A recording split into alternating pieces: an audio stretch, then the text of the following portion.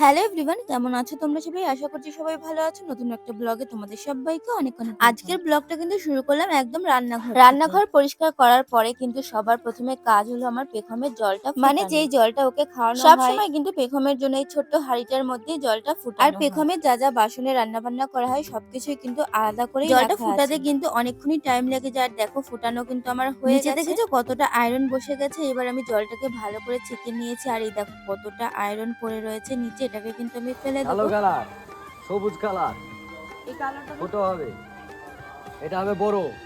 তোর মেয়েকে বসে স্নান করতে পারবা। মেয়ের ঠাম্মিল লাগে। মেয়ের ঠাম্মির জন্য। আচ্ছা, না দেখো এটা বড়। কিনে দেখো এইটা আর ওই দুটো সাইজ, তাই তো? আরেকটা হবে তোমার এই যেটা, এই যে মামনের সাইজ। এটা তো আগের দিন একটা নিলাম। এটা কত বললো? 120 টাকা। 10-20 টাকা। পেখমের জন্য গামলা কিনতে এসেছি।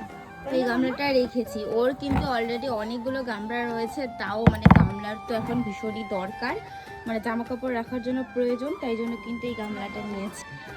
টাকা দাও, দিদি টাকা দাও, দাও এই টাকা। এই তো নিলাম। আর কই? আর 10 টাকা কই?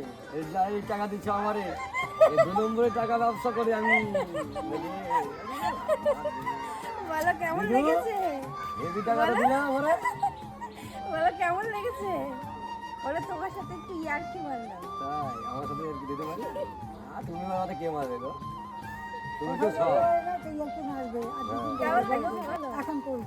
ভালো লেগেছে? মাথা না দাও দিদু, এই তোমার আবার দিয়ে দিলাম এটা। এটা ধরো। তোমার দিয়ে দিলাম। ওই যে দর্শক আসল আছে ভালো করে। আসল দেবো। আমাকে তখন আলু বলতে হবে না, দিয়ে দেবো। ঠিক আছে দাও। ও আর দেবে না। টাকা 18 বোতল টাকা চেনে এমন না। তো দিদিমণি মামা, তুমি এখন ঘুরু ঘুরু করছো? হ্যাঁ, পিপির সাথে গল্প করছো? এই যে হলো ওর পিপি। পিপি গেছিল নিমন্ত্রণ বাড়িতে, নিমন্ত্রণ খেতে।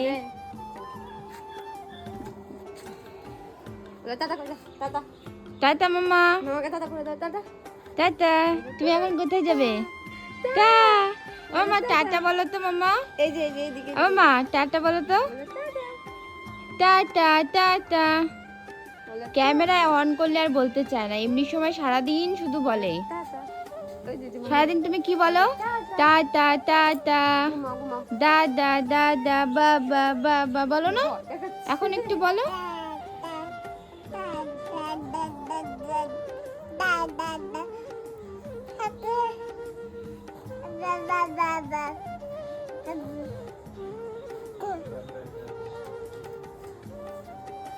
বলো মামা, আর একটু বলো মামা। বলো বাবা বাবা বলো মামা।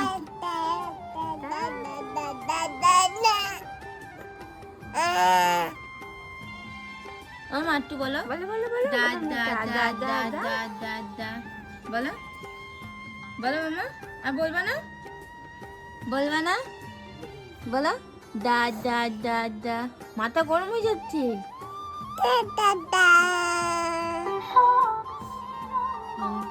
গান বাজছে ওই যে ওইদিকে, তাই আবার দেখছে। সব দিকে কান আছে না? বলো দাদা দাদা।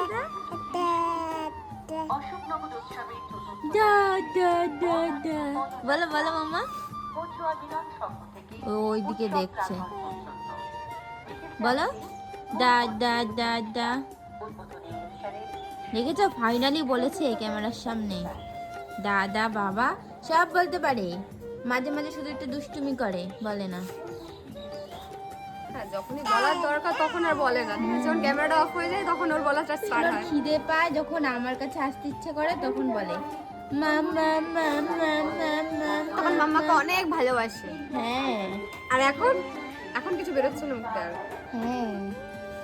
দুষ্টু করি একটা। জানো তো এইবারের মৌসম্বি লেবুগুলো না এতটা বাজে পড়েছে, মানে কি আর বলবো, ভীষণ পরিমাণে টক। ওই জন্য কিন্তু ঠাম্মি বারণ করেছে যে এত টক লেবু পেখমকে খাওয়াতে না।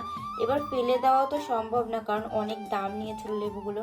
আর প্রত্যেকবার কিন্তু আমাদের বাড়িতে আসে একটা কাকু, ওনার থেকেই রাখা হয় লেবুগুলো, প্রত্যেকবার কিন্তু মিষ্টি হয়।